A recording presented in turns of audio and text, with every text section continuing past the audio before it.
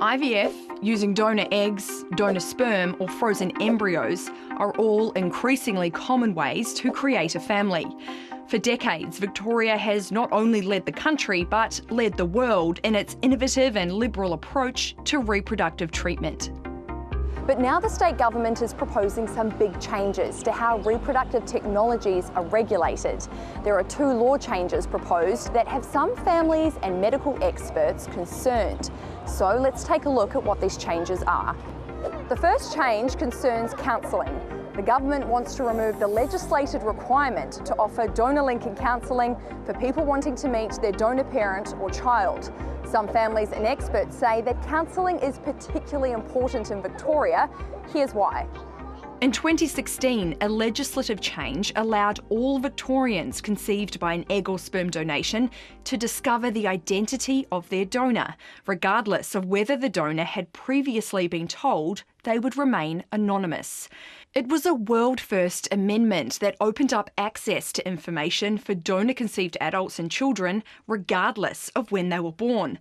Victoria is also one of 2 jurisdictions in the world that allows donors to reach out to their biological children, which can result in people finding out they were donor-conceived for the first time in adulthood.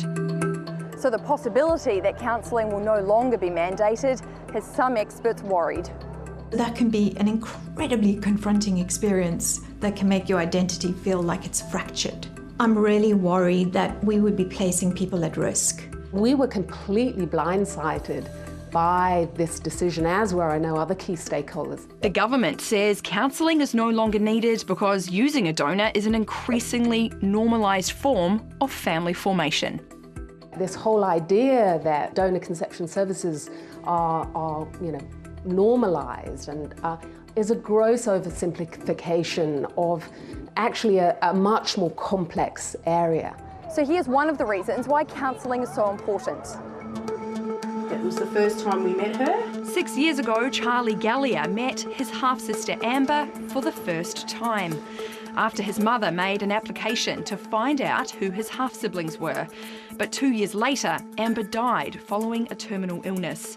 So for her and Charlie, specialised counselling was critical. It was a traumatic time for us and I wasn't sure how my son was going to cope with it. It's such a specialised field. I've never been able to find anyone else that I can talk to. The second change that has people concerned is about education. The government wants to remove a legal requirement to provide public education and promote research about fertility treatments.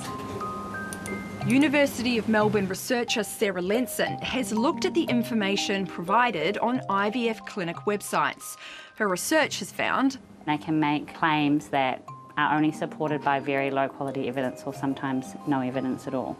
Specifically, 83% of sites make unsubstantiated claims of benefit about IVF add-ons, 57% contain poor quality information about egg freezing, and 40% inflate their success rates.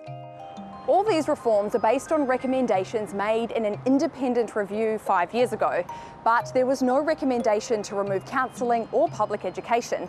In fact, the review found there was a lack of community understanding about reproductive technologies, particularly when it came to donors.